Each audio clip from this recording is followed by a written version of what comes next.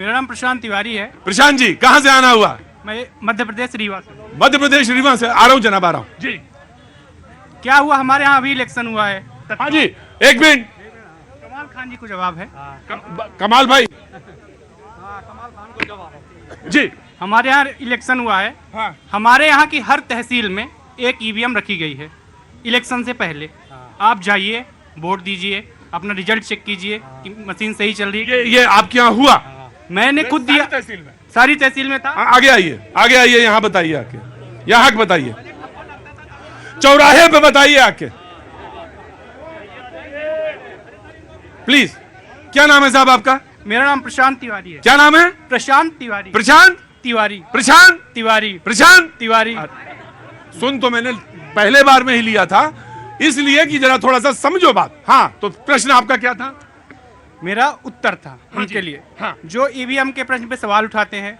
पहली बात, इतना बड़ा देश है, इतनी जनसंख्या है, आप जापान से तुलना करते हैं, आप यूपी और बिहार की जनसंख्या मिला लें तो विश्व के कई बड़े देश जनसंख्या में हमसे पीछे हो जाते हैं। ठीक है, तो जो कहा था वो कहिए आप। मध्य प्रदेश में अभी चुनाव हुए हैं। अभी चुनाव हुए? चुनाव से 2-3 महीना पहले हर तहसील में एक ईवीएम मशीन रखी गई थी। आप आइए, अपना मोबाइल नंबर दीजिए, अपना वेरिफिकेशन कराइए, फला फला मेरा नाम है, और फिर आप चुनाव में वहाँ पे वोट दीजिए। आपको जो भी वहाँ सिंबल दिखेंगे, मतलब पाई, थीटा, ऐसा कुछ दिखता है जी, फिर आप कंफर्म कीजिए वहाँ पे जाके कि ये मेरा ही वोट है कि नहीं, और मशीन से चेक कर लीजिए। जी, वहीं पे आपको चेक करा के परिणाम दिखाया जाएगा। तो कमाल भाई, अब इसके बाद तो यही रह जाएगा कि नहीं? कुछ बोलेंगे? बोलिए। भाई साहब का सवाल का जवाब दे रहा हूँ। अरे जवाब दो जी भाई साहब, ऐसा है, पहले ये चीज नहीं था, ईवीएम यहाँ फेंका है वहाँ फेंका। इस टाइम तो 1 महीने वोट पड़ने के बाद 1-1.5 महीने बाद गिनती होती है, पता लगता है ईवीएम कुछ इधर फेंका हुआ है, कुछ ईवीएम इधर फेंका हुआ है।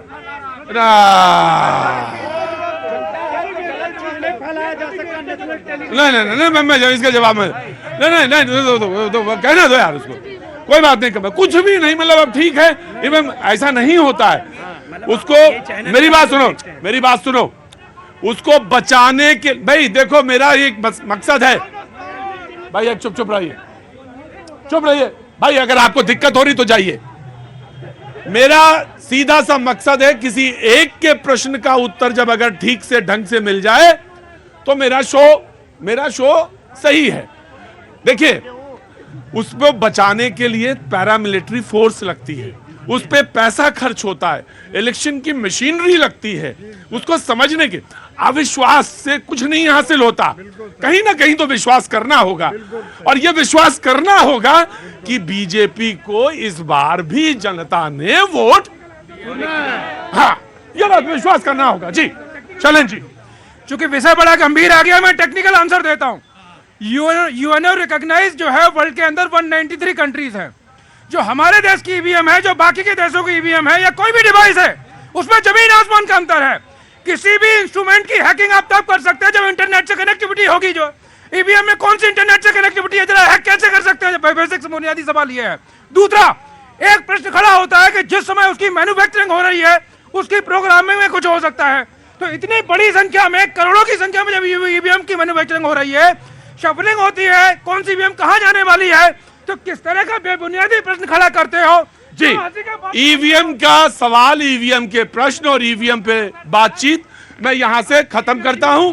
एक बार मैं आ रहा हूं, एक बार मैं फिर उसी पुनः प्रश्न पे लौटता हूं कि तानाशाह और तानाशाही। जी देखिए, तानाशाही तो तब था जब माननीय नेहरू जी ने मजरू सुल्तानपुरी को एक कविता पढ़ने पे जेल भेज दिया था, तब वो तानाशाही थी। और भारतवर्ष में 90 से ऊपर चुनी हुई सरकार को मुझे मालूम है बर्खास्त कर दिया गया था। ये किस कार्यकाल था सेंटर में कांग्रेस पार्टी का? तब क्या तानाशाही नहीं थी? और आज जब सुचारू रूप से जहां पे बीजेपी की सरकार नहीं है, दूसरे पार्टी की सरकार है, चल रही है, तो आरोप लगाया जा रहा है कि ये तानाशाही है। जी। ये जिन नेहरू के बारे में बोल रहे हैं, मैंने पढ़ा है दिनकर को। 62 में हारने के बाद जब हम चाइना से हार गए, दिनकर ने इसी संसद में खड़े होकर के, लोकतंत्र के मंदिर में खड़े होकर के नेहरू से प्रश्न किया कि रेरो की युधिष्ठिर को यहाँ जाने दे इनको स्वर्गधीर, पर फिर हमें गांडीव का दाल लौटा दे अर्जुन भीमवीर। उस लोकतंत्र के मर्यादा पुरुष नेहरू पर आप सवाल करा करते हो, क्या बात करते हो पाठक जी? बिल्कुल गलत है आपका।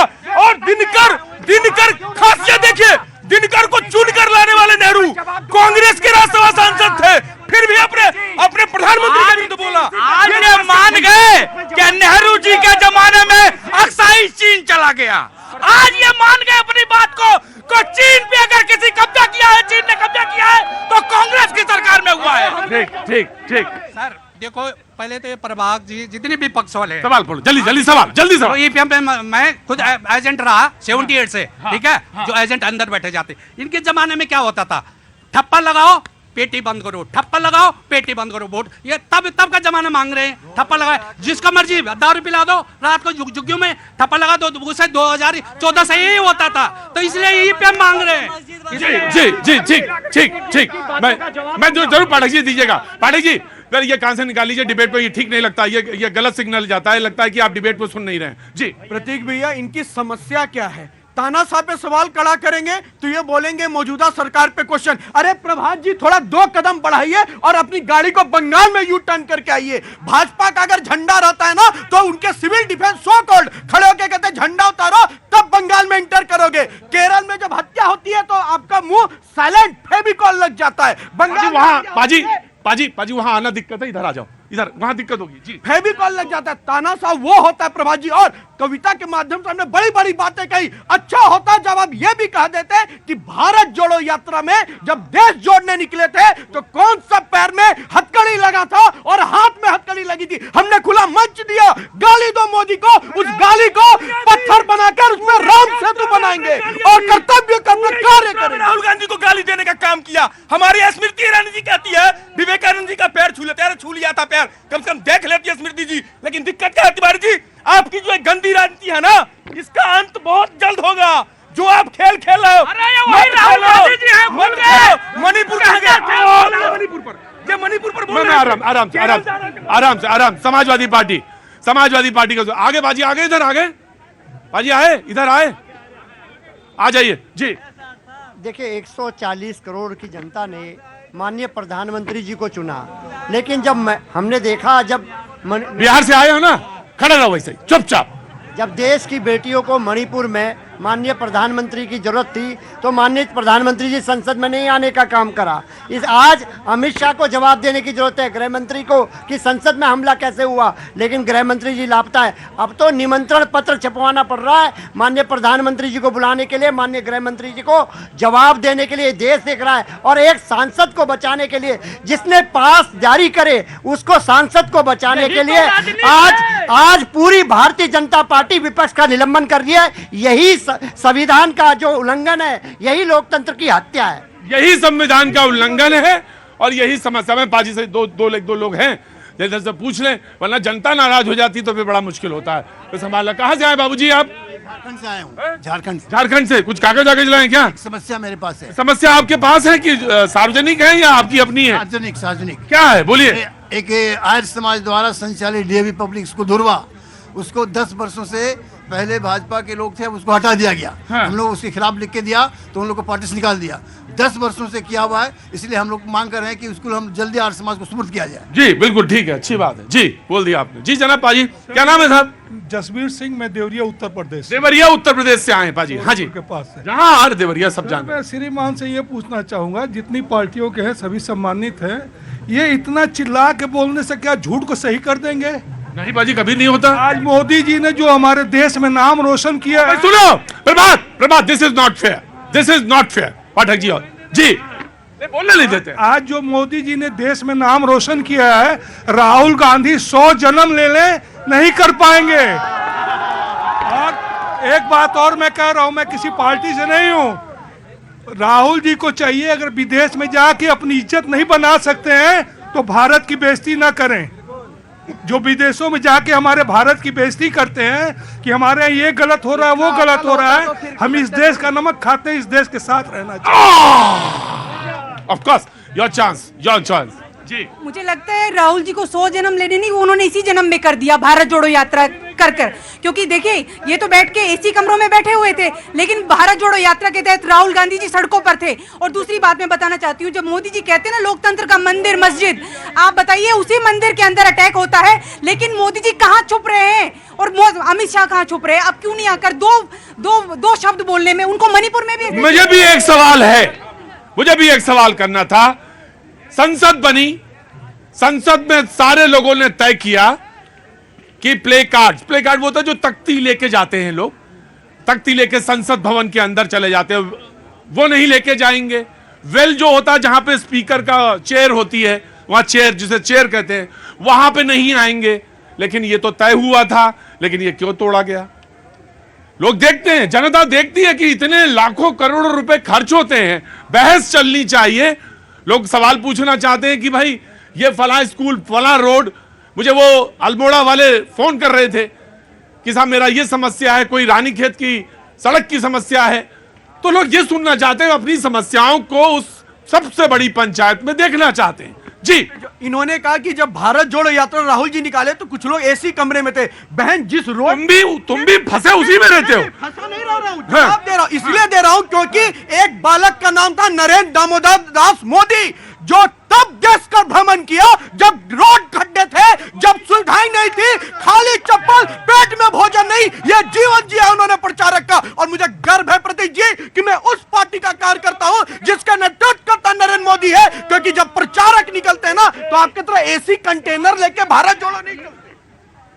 प्रधानमंत्री जी देश का नाम रोशन कर रहे हैं, देवरिया वाले भाई कहीं चले गए। मैं बता दूं, देवरिया वाले भाई यही, तुम देवरिया वाले भाई ना देखो, चाइना के अंदर जब प्रधानमंत्री, भैया जी देखो, अरे चाइना के अंदर प्रतीक भाई, जब प्रधानमंत्री जी ये कहते हैं कि अरे रे रे रे उस देश में जन्म लेने पे मुझे शर्म आती थी, तब भारत का नाम रोशन कर रहे थे प्रधानमंत्री जी।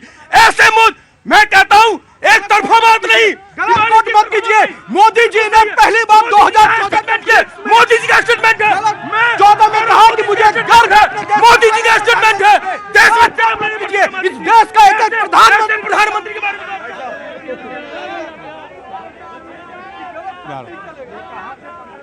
हाँ जी, चिल्लाने वाले कहाँ ले आए? आराम से करें तो बात हो जाएगी। मैं ये कहना चाहता तुम आराम से बोलोगे। हाँ, मैं कहना चाहता हूं, अभी एक बात इन्होंने और कहा, डरा हुआ है। अरे ये वो नरेंद्र मोदी हैं, और 1991 में आतंकवादियों ने कहा था कि जिसने अपनी माँ का दूध पिया हो वो आकर के कश्मीर में लाल चौक पर तिरंगा लहरा के दिखाए भारत का। ये वो नरेंद्र मोदी हैं जो एक सामान्य कार्यकर्ता, एक गरीब परिवार से आते थे, और उन्होंने चैलेंज दिया था कि जिसने अपनी माँ का दूध पिया है, लाल चौक पर फैसला हो जाएगा कि जिसने अपनी माँ का दूध पिया है वो भारत का तिरंगा लहराएगा। और इनके राहुल गांधी, मैं एक बार सुनिए, इनके राहुल गांधी जब 370 खत्म हो गया तो भाई बहन बर्फ के गोले खेल रहे वहां। ये बहस ठीक कैसे हो, करेक्शन कैसे हो, रुको, ये करेक्शन हो कैसे? देखो भाई नवल भाई साहब, मुझे मालूम है आप उत्तराखंड से है ना, उत्तराखंड से है ना आप? हाँ मुझे मालूम है, रात है, इज्जत रखिए, देवभूमि है वो। ये करेक्शन कैसे हो कि डिबेट जो है बेहतर दिशा में जाए, और ये आम आदमी जो खड़ा रहता है वो ये कहे कि भाई कहां से इनको लड़ाई झगड़े के लिए बुला लिया क्या आपने?